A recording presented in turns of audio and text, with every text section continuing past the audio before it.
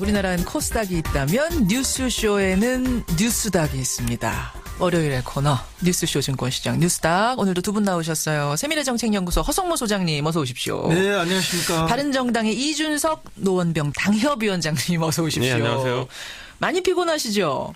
아유, 이제 선거 이제 한 달 남았기 때문에 네. 뭐 여기저기서 뭐 할 일들이 조금씩 생기는 것 같습니다. 지원 유세 같은 것도 좀 다니셔야 되고 이제. 그렇죠. 그 지원 유세는 이번에 네. 또 보궐선거가 또 4월 12일에 치러지지 않습니까? 그것 때문에. 그래서 그것 때문에 또 좀 도울 일이 있을 것 같고. 예. 혀가 약간 지금 꼬이신 듯. 많이 필요하시죠? 네. 월요일. 네. 월요병을 이기고 시작해보겠습니다. 뉴스닥. 허성모 소장님. 네. 이번 주에는 이제 국민의당하고 더불어민주당 경선 결과까지 다 나오고. 그렇습니다. 그럼 다 끝나는 거죠? 예, 그럼 이제 대선 구도가 완전히 확정이 되는 거죠. 돌풍은 결국은 뭐 별다른 이변은 없었던 거예요, 보면. 하늘 아래 뭐 새로운 건 잘 없습니다. 다 알고 있는 것 중에서 뭐 약간의 변화가 생기고 그걸 언론들이 막 돌풍이라고 막 이렇게 표현할 뿐이죠. 예, 그렇다면 이제 본선도 이변 없이 끝날 것인가? 우리 상한가, 하한가 얘기하면서 더 풀어가 보죠. 그러죠. 앞으로 펼쳐질 이야기들. 우선 상한가부터 보겠습니다. 사실 이번 주에는 뭐 누가 봐도 민주당에는 문재인, 국민의당에는 안철수 이 두 사람이 상한가입니다. 그래서 아예 저희가 이 두 후보는 제외하고 정해 주십시오. 이렇게 틀을 아예 룰을 정해봤어요. 서성무 소장님 좀 고민하셨죠? 예, 그렇습니다. 그러나 역시 이제 그 빛이 있으면 그 그림자가 있기 마련인데 예. 또 그 그림자가 다시 양지가 되는 수가 있거든요. 어허. 그래서 저는 안희정과 이재명 이 두 사람을 상한가로 잡았습니다. 안희정, 이재명 두 후보가 상한가, 하한가 말고. 그렇습니다. 이준석 위원장님은 누구 뽑아오셨어요? 저는 약간 특이하긴 한데요. 김수남 검찰총장을 잡았습니다. 김수남 총장? 예. 저는 지금 두 분 지금 상한가예요. 알고 답하신 거죠? 예. 알고 답하신 거죠. 조금 어색한 상한가들을 뽑아온 것 같은데. 허 소장님. 예. 아니 문재인 후보 제외라고 그랬더니 바로 안희정, 이재명 이렇게 뽑아오시면은 이거 사실은 오늘로 경선이 끝날 수 있는 상황인데 오늘로 안희정, 이재명 두 분하고는 빠이빠이 할 수 있는 상황인데 어떻게 상한가입니까? 근데 정치라는 게 뭐 그 한 번의 경선으로 모든 게 끝나는 게 아니죠. 그래서 경선에 졌다고 끝이 아닙니다. 그리고 이 두 분은 굉장히 젊은 분들이에요. 이제 50대 중반에 겨우 들어가는 그리고 단체장으로서 전도가 양양한 분들이기 때문에 마지막까지 최선을 다하고 결과에 승복한다면은 또 패자로서 승자에게 진심으로 축하해 준다면은 정말로 훌륭한 미래가 있지 않을까 이렇게 보고요. 뭐 아직 오늘 경선이 남아 있는데 미리 이런 말씀드려서 대단히 죄송합니다만은 어쨌든 지금까지 나오는 여론조사나 뭐 지나간 경선의 결과들을 쭉 반추해 볼 때 오늘로서 뭐 거의 경선이 마무리되지 않을까 이렇게 보면서 쉽지는 않아요 지금. 그렇게 봅니다. 이 두 분의 오늘 그 선거에 끝나자마자 내놓는 메시지가 굉장히 중요합니다. 왜냐하면 이 두 분은 공무원이거든요. 그렇기 때문에 이후에 선거운동에 결합할 수가 없어요. 그러네요. 그렇기 때문에 오늘 이 경선 전체에 대한 또 그리고 이 대선에 대한 중대한 메시지를 내놓으실 거라고 보고요. 승자인 문재인 대표의 메시지보다 패자가 될지도 모르는 이 두 분의 메시지가 더 중요하다고 보기 때문에 더 중요하다. 이 두 분이 내놓는 메시지가 이번 주 내내 화제가 될 가능성이 많습니다. 아하, 그 승복 메시지가 어떤 게 나올 것인가가 굉장히 중요하다. 그렇죠. 이분들의 미래까지도 좌우할 거다. 당의 미래는 물론. 그렇습니다. 그래서 상한가를 미리 주겠다 이 말씀.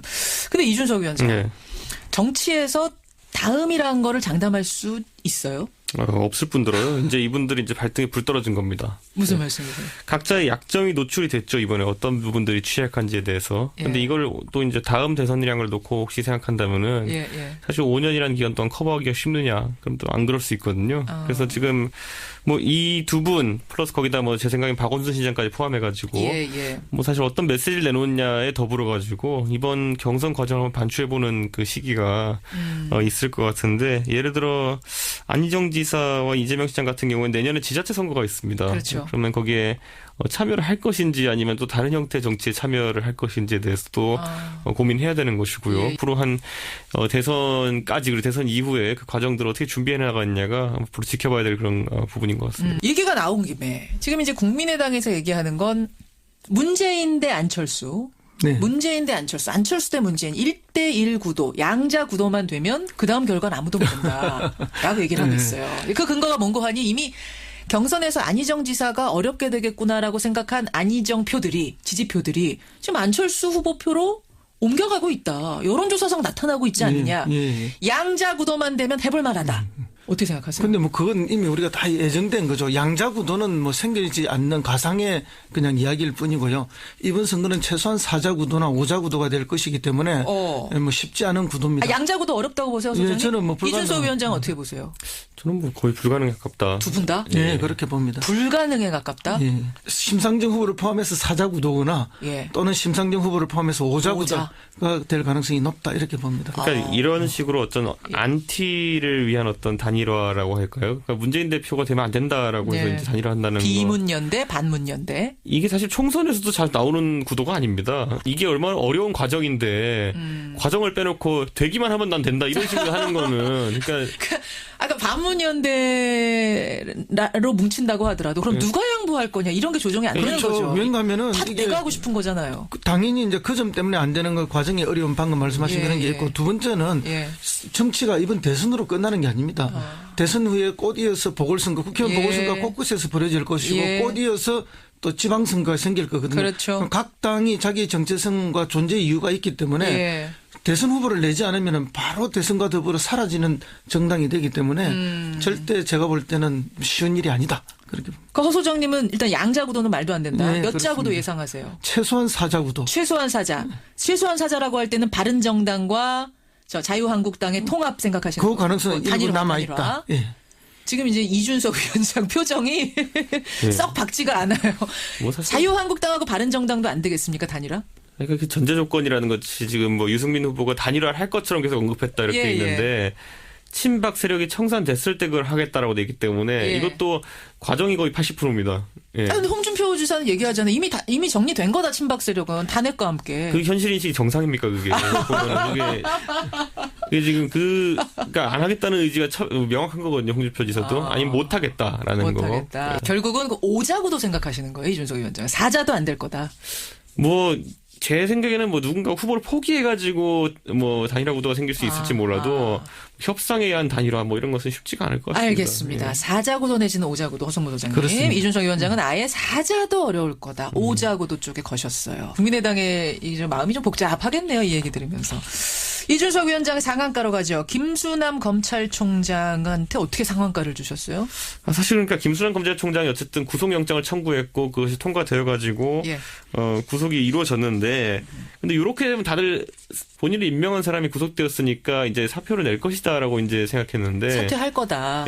그런데 아직 안 했습니다. 그걸. 그래서 마음이 지금 복잡할 것 같아갖고 저는 상한가 아닐 것 같은데. 그런데 그 말은 뭐냐면 결국 사퇴하는 게 맞다는 주변에 조언이 있었음에도 불구하고 안 한다는 것은 제가 봤을 때는 이 수사의 지휘에 어느 정도 적극적으로 참여하겠다라는 의지가 아닌가. 결과물에 대해 가지고 책임을 좀 지겠다는 얘기도 되거든요. 이거는. 박근혜 전 대통령에 대한 수사의 결과물까지도 내가 안고 가겠다라는 어느 정도 책임을 지겠다는 의지가 되기 때문에 정권 교체 가능성이 높다는 그런 가정 하에서 김수남 총장이 어떤 검찰 조직에 어쨌든 좀 뭐라고 해야 될까요? 지키는 역할. 검찰 조직을 지켜나가는 역할. 거기에는 전제가 따라요. 무슨 전제? 왜냐하면 검찰이 제사를 도려내야만 지킬 수가 있거든요. 그러면 제사를 도려낼 수 있는 사람이 누구냐? 김수남 본인밖에 없는 거죠.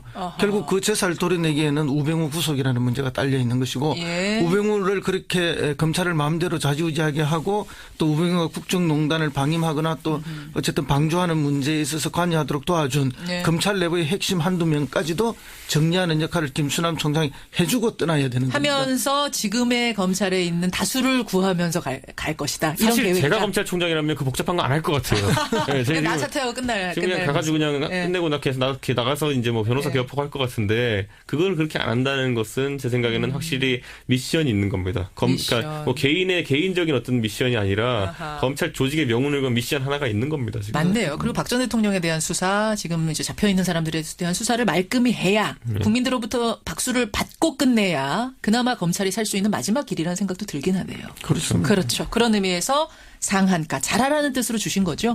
그렇죠. 당연하죠. 뉴스닥 바른정당 이준석 노원병 당협위원장 세밀정책연구소 허성모 소장과 함께하고 있습니다. 하한가 넘어가 보죠. 허 소장님. 하한가는 이번 주 누구 주셨어요? 한교안 근행 대행을 잡았습니다. 아이고 자주 나오네요. 이분 또 나왔습니까? 하한가. 이준석 위원장은 하한가. 저는 뭐 사실 홍준표 후보. 이분도 자주 나오는 단골 손님 두 분. 뭐 하자는 건지 모르겠습니다. 이준석 위원장의 홍준표 후보 얘기부터 그럼 저 풀고 갈까요? 홍준표 후보는 사실은 뭐 자유한국당의 후보가 됐으니까 그래도 어쨌든 상한가 아니에요? 그러니까 이게 그 독배를 든 거죠. 그러니까 과거에 이제 그 사실 2007년도 대선 때 거의 뭐 그냥 당선은 당연히 한나라당이 되는 것이고 후보가 누구 되느냐로 경선에 이제 바빴던 그 시기에 정동영 후보가 됐을 때 어떤 기분이겠습니까? 후보로 됐을 때. 뭐 그런 느낌과 비슷할 정도로 판세가 쉽지 않다. 그런데도 대선 후보가 됐다라는 거는 그 당시 정동영 후보가 그래서 결국에는 최다 득표자 패배를 당하면서 사실상 그 뒤로 굉장히 수직 상승하던 정치 커리어가 꼬이게 된 계기가 되거든요. 내리막길이었죠. 그렇죠. 근데 홍준표 지사 같은 경우에는 지금 뭐 안 그래도 지금 대법원이 지금 턱밑까지 와 있는 상황 속에서 지금 이 선거 결과도 굉장히 안 좋을 것으로 예상되고 보수 정당 후보 사상 최저의 득표율이 거의 예상되는 상황 속에서 이걸 받아들였다는 거. 이렇게 나가면요, 또 대선 끝난 다음에 또 본인이 또 축출될 명분이 또 생깁니다, 보면은. 당에서 앞으로 그런 공로를 뭐, 어려운 선거에 나가서 져줘서 고맙다, 뭐, 이렇게 해줄 것 같지는 않습니다. 결국은 당 안에 우군이 없다는 거군요. 그렇죠. 그렇게 보시는 그렇습니다. 거죠. 우군이 없고, 그럼에도 불구하고 나갈 수밖에 없는 이유는 독배라고 하지만, 독배의 성격도 있지만, 사실은 지금 TK가 무주공산입니다. 보수와 TK가 무주공산인데, 그걸 누가 차지할 것인가. 설사 이번 대선에서 지금 독배를 하더라도 죽지만 않는다면, 사람만 남는다면 어쩌면 화려한 그 맹주의 자리가 기다리고 있다. 그걸 이제 노린 건데. 그걸 노린 거죠. 그래서 이제 유승민과 저는 피 튀기는 전쟁을 하는 이유가 뭔가 하면은 결국 TK의 무주공산을 누가 차지하느냐. 그것 때문에 양보가 없을 것이라 보고 그렇기 때문에 단일화도 안 될 것이라 보고 그러게 되면은 우리 이준석 대표 이야기처럼 오자구도로 갈 가능성도 높은 것이죠. 그러니까 생각에 홍준표 지사가 지금 만약에 그런 어떤 보수 맹주가 되겠다는 생각하려고 그러면요. 포용 행보를 할 수 있는 부분도 있었습니다, 분명히. 그런데 지금 뭐 홍준표 지사가 흔히 하는 게 난사거든요, 보면은. 난사 막 그래요, 맞아요. 그 난사인데 뭐 예를 들어 이런 거예요. 옛날에 그럼 2011년에 그때 홍준표 지사가 그러면 전당대회에서 경쟁했던 후보가 뭐 2010년인가요? 그때 나경원 의원이랑 경쟁하셨던 말이 뭐 11년에 그 뭐 얼굴에 분칠이라는 사람이 최고위원에 될 수는 없다. 뭐 이런 얘기가 맞아요. 나왔거든요. 그러니까 그런 것들 그다음에 그리고 옛날에 뭐 안상수 대표한테는 뭐 옆에 개 때문에 옆 주민과도 뭐 화해 못 하시는 분이 그거 그런 거 다 기억하세요, 하나하나를. 이게 사실 왜냐면 그 정도의 정치 커리어를 가지신 분들이 하는 일반적인 언행은 아니기 때문에 저는 그냥 특이하게 생각하고 있었는데 이번에도 보면 뭐 내가 돈 먹었으면 자살한다부터 시작해가지고 뭐 굉장히 파격적이거든요. 많이 나왔죠. 그러니까 뭔가 기억에 남는데 뭔가 제가 지난번에 말씀드렸던 것처럼 이게 꼭 재밌는 방송이라서 유익한 방송은 아니거든요. 그러니까 이게 재미는 있는데 기억에는 남는데 유쾌한 기억은 아니라는 거죠. 그러니까요. 사람들한테. 시청률은 높을 것 같지만은 이게 또 애들까지 볼 수 있는 프로인지 잘 모르겠습니다. 이게. 그런 의미에서 하한가 줄 수밖에 없다. 홍준표 후보 당의 후보가 됐음에도 불구하고 하한가가 됐습니다. 이 방송 듣고 있으면 굉장히 화날 것 같고요. 허성무 소장님 하한가는 황교안 대행 주셨어요? 뭐 권한 대행의 역할이라는 것은 아무 문제 없이 소리 소문 없이 마무리를 잘하고 관리를 잘하는 거죠. 그렇죠. 그런데 무슨 욕심인지 모르는데 인사에 있어 알박기 인사를 계속하고 있어요. 이번에는 방통위원 인사가 또 문제가 됐어요. 그렇습니다. 그 방통위 상임위원으로 김영수 미래창조과학 정보통신정책실장을 내정을 해버렸어요. 그러니까 들으시는 분들이 아니 방통위 위원이 뭐 별거야라고 하실지 모르지만 이게 차관급이거든요. 차관급이고 이 상임위원들은 굉장히 이제 큰 권한을 가지고 있죠. 방송을 좌지우지할 정도의 권한입니다, 여러분. 지금 뭐 종편들의 이제 재인감 문제가 있지 않습니까? 허가를 해주느냐, 채널을 없애느냐 이 정도까지. 뭐 아주 방송국 문을 닫게 하느냐 마느냐 이런 뭐 절대적 권한을 가진 것인데 그게 이제 대통령 임명, 뭐 여당 임명, 야당 임명, 그다음에 뭐 그 국회의장 임명 이렇게 나누어져 있는데 거기서 미리 자기들이 한두 명을 임명을 해버리면은 전체 이 가반을 미리 차지하는 이런 문제가 있기 때문에 전체 의사를 마음대로 좌지우지할 수 있는 그런 문제가 있습니다. 방송의 색깔을 좌지우지할 수 있을 정도의 사안이라고 여러분 생각하시면 되는 거예요. 그런데 저는 어차피 뭐 예전에 오히려 뭐 시계 만들고 이런 것보다는 이게 낫습니다. 그래도 권한의 범위 내에서 권한 대행이 대통령을 대행해서 인사를 한다는 거는 어느 정도는 또 해야 될 필요성도 있거든요. 아니 시계 만드는 게 나은 거 아니에요? 차라리 이 중요한 자리를 인사해놓고 나가는 것보다? 아니 그럼 권한 대행이 인사를 한 사례는 있어도 시계 만든 사례는 없었기 때문에 제가 약간 좀 그게 좀 어색했다 이런 거고요. 사실 그래도 이런 인사는 매우 정치적인 인사이기 때문에 그렇죠. 좀 자제하는 게 맞죠. 논란을 일으킬 만은 했는데. 뿐만 아니라 이번에 또 뭐 목포에 가서 세월호 유가족 만나는 것도 그것도 뭐 원만하게 진행이 안 됐어요. 결국 정해진 문으로 나오지도 않고 다른 문으로 도망가듯이. 그거 어떻게 된 거예요? 그러니까 유가족들이 만나달라고 했는데 피하면서 도망 나오듯이 그냥 나온 거예요? 그런 거죠. 모양새가 그렇게 됐습니다. 물론 뭐 다른 해명을 내놓기는 했지만 그러나 이제 지도자의 역할이라는 것은 뭐 정리가 안 되고 상황이 기강되었고 어렵다 하더라도 그것을 감내하면서 돌파하는 게 주어진 지도자의 몫인데 그런 걸 회피하는 것은 결국 이 큰 자리에 있으면서 그 자리에 걸맞는 모습이 아니다. 뭔가 난처했기 때문에 그랬을 거라는 예상은 되지만. 그러니까 정치인이라는 성격, 저도 정치를 이제 지역구 정치한 지 얼마 안 됐지만은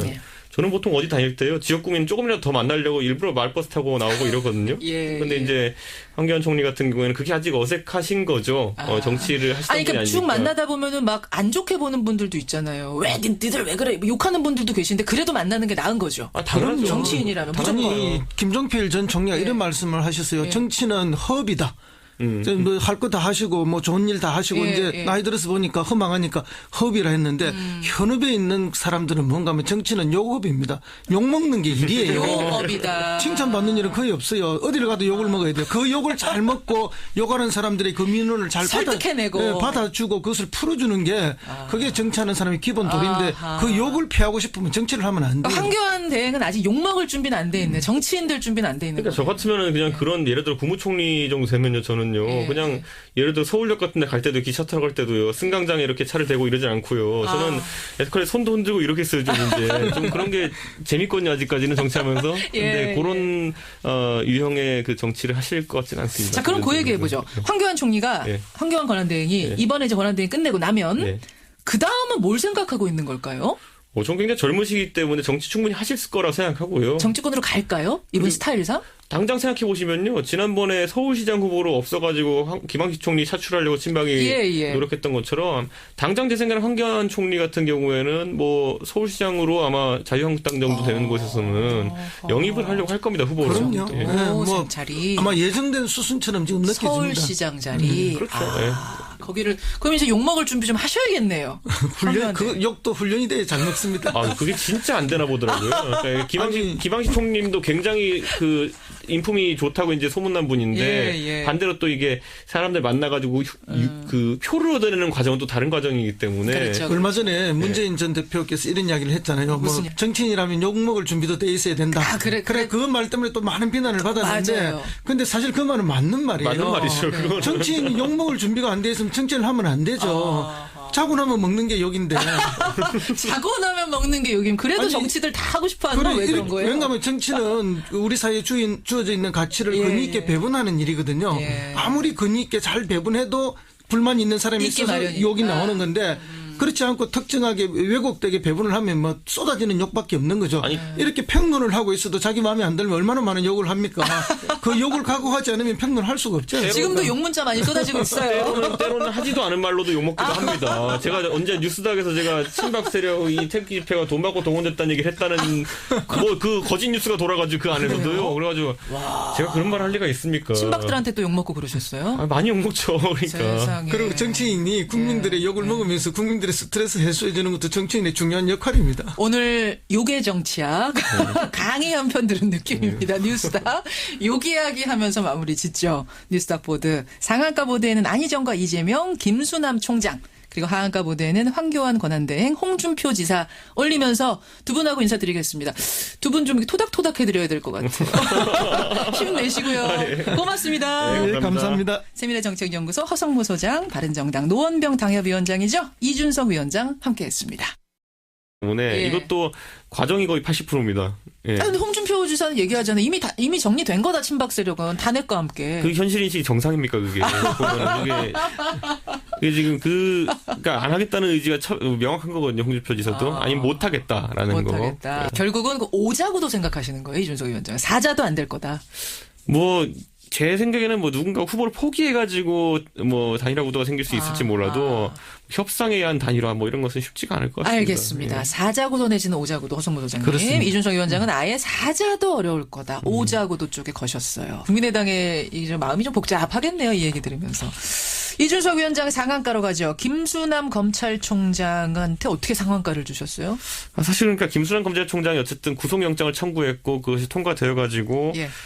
구속이 이루어졌는데 근데 이렇게 되면 다들 본인이 임명한 사람이 구속되었으니까 이제 사표를 낼 것이다라고 이제 생각했는데 사퇴할 거다. 예, 그런데 아직 안 했습니다. 그걸. 그래서 마음이 지금 복잡할 것 같아갖고 저는 상한가 아닐 것 같은데. 그런데 그 말은 뭐냐면 결국 사퇴하는 게 맞다는 주변에 조언이 있었음에도 불구하고 안 한다는 것은 예. 제가 봤을 때는 이 수사의 지휘에 어느 정도 적극적으로 참여하겠다라는 의지가 아닌가. 결과물에 대해 가지고 책임을 좀 지겠다는 얘기도 되거든요. 이거는. 박근혜 전 대통령에 대한 수사의 결과물까지도 내가 안고 가겠다라는 어느 정도 책임을 지겠다는 의지가 되기 때문에 정권 교체 가능성이 높다는 그런 가정 하에서 김수남 총장의 어떤 검찰 조직의 어쨌든 좀 뭐라고 해야 될까요? 지키는 역할. 검찰 조직을 지켜나가는 역할. 거기에는 전제가 따라요. 무슨 전제? 왜냐하면 검찰이 제사를 도려내야만 지킬 수가 있거든요. 그러면 제사를 도려낼 수 있는 사람이 누구냐. 김수남에 놓으실 거라고 보고요. 승자인 문재인 대표의 메시지보다 패자가 될지도 모르는 이 두 분의 메시지가 더 중요하다고 보기 때문에 더 중요하다. 이 두 분이 내놓는 메시지가 이번 주 내내 화제가 될 가능성이 많습니다. 아하, 그 승복 메시지가 어떤 게 나올 것인가가 굉장히 중요하다. 그렇죠. 이분들의 미래까지도 좌우할 거다. 당의 미래는 물론. 그렇습니다. 그래서 상한가를 미리 주겠다 이 말씀. 근데 이준석 위원장, 정치에서 다음이라는 거를 장담할 수 있어요? 없을 뿐더러요. 이제 이분들이 이제 발등에 불 떨어진 겁니다. 무슨 말씀이세요? 각자의 약점이 노출이 됐죠. 이번에 어떤 부분들이 취약한지에 대해서. 근데 이걸 또 이제 다음 대선이랑을 놓고 혹시 생각한다면은 사실 5년이라는 기간 동안 커버하기가 쉽느냐. 그럼 또 안 그럴 수 있거든요. 그래서 지금 뭐 이 두 분 플러스 거기다 뭐 제 생각엔 박원순 시장까지 포함해가지고 뭐 사실 어떤 메시지를 내놓느냐에 더불어가지고 이번 경선 과정을 반추해보는 그 시기가 있을 것 같은데 예를 들어 안희정 지사와 이재명 시장 같은 경우는 내년에 지자체 선거가 있습니다. 그렇죠. 그러면 거기에 참여를 할 것인지 아니면 또 다른 형태의 정치에 참여를 할 것인지에 대해서도 고민해야 되는 것이고요. 앞으로 한 대선까지 그리고 대선 이후에 그 과정들을 어떻게 준비해 나가느냐가 앞으로 지켜봐야 될 그런 부분인 것 같습니다. 얘기가 나온 김에 지금 이제 국민의당에서 얘기하는 건 문재인 대 안철수.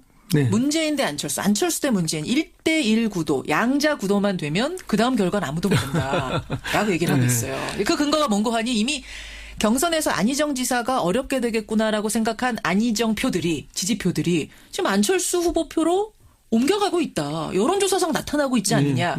양자 구도만 되면 해볼 만하다. 어떻게 생각하세요? 근데 뭐 그건 이미 우리가 다 예정된 거죠. 양자구도는 뭐 생기지 않는 가상의 그냥 이야기일 뿐이고요. 이번 선거는 최소한 4자구도나 5자구도가 될 것이기 때문에 뭐 쉽지 않은 구도입니다. 양자구도 어렵다고 보세요, 소장님? 저는 뭐 이준석 위원장은 어떻게 보세요? 저는 뭐 거의 불가능에 가깝다. 두 분 다? 네, 그렇게 봅니다. 불가능에 가깝다?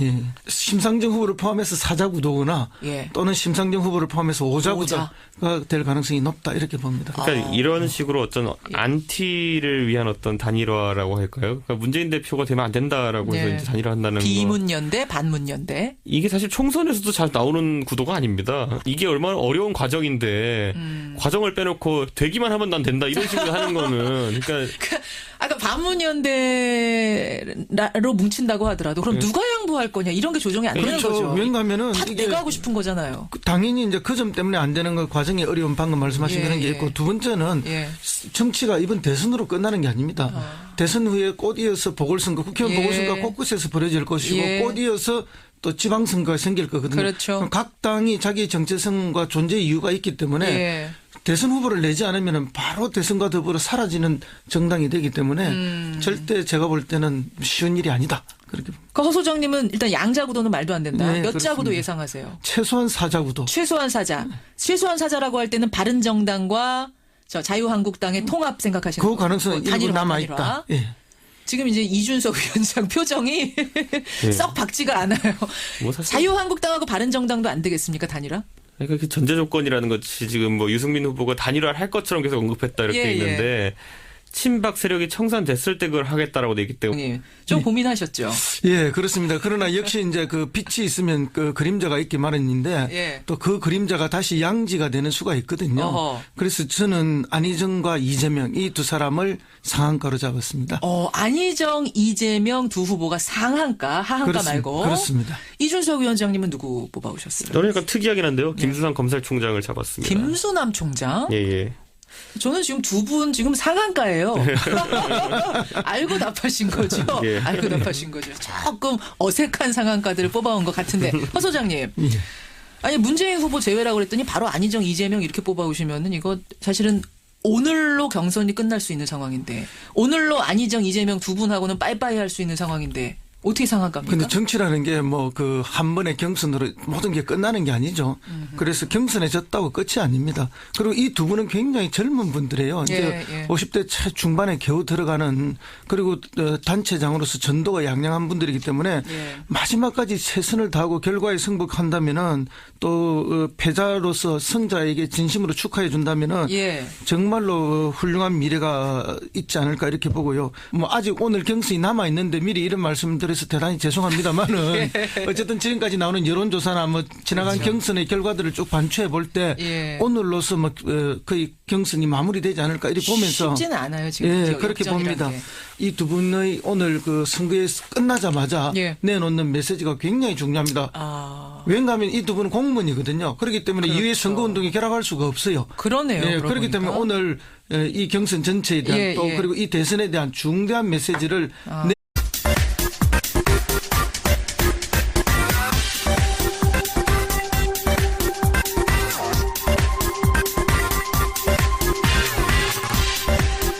나스닥, 우리나라는 코스닥이 있다면 뉴스쇼에는 뉴스닥이 있습니다. 월요일의 코너 뉴스쇼 증권시장 뉴스닥 오늘도 두 분 나오셨어요. 세미래정책연구소 허성모 소장님 어서 오십시오. 네, 안녕하십니까. 바른정당의 이준석 노원병 당협위원장님 어서 오십시오. 네, 안녕하세요. 많이 피곤하시죠? 아이고 이제 선거 이제 한 달 남았기 때문에 뭐 여기저기서 뭐 할 일들이 조금씩 생기는 것 같습니다. 지원 유세 같은 것도 좀 다니셔야 되고 이제. 그렇죠. 그 지원 유세는 이번에 또 보궐선거가 또 4월 12일에 치러지지 않습니까? 그래서 그것 때문에 또 좀 도울 일이 있을 것 같고. 혀가 약간 지금 꼬이신 듯. 많이 필요하시죠. 월요일 월요병을 이기고 시작해 보겠습니다. 뉴스닥 허성모 소장님. 네. 이번 주에는 이제 국민의당하고 더불어민주당 경선 결과까지 다 나오고. 그렇습니다. 그럼 다 끝나는 거죠. 예, 그럼 이제 대선 구도가 완전히 확정이 되는 거죠. 돌풍은 결국은 뭐 별다른 이변은 없었던 거예요, 보면. 하늘 아래 뭐 새로운 건 잘 없습니다. 다 알고 있는 것 중에서 뭐 약간의 변화가 생기고 그걸 언론들이 막 돌풍이라고 막 이렇게 표현할 뿐이죠. 그렇다면 이제 본선도 이변 없이 끝날 것인가? 우리 상한가, 하한가 얘기하면서 더 풀어가 보죠. 그러죠. 앞으로 펼쳐질 이야기들. 우선 상한가부터 보겠습니다. 사실 이번 주에는 뭐 누가 봐도 민주당에는 문재인, 국민의당에는 안철수 이 두 사람이 상한가입니다. 그래서 아예 저희가 이 두 후보는 제외하고 정해 주십시오. 이렇게 틀을 아예 룰을 정해봤어요. 서성무 소장.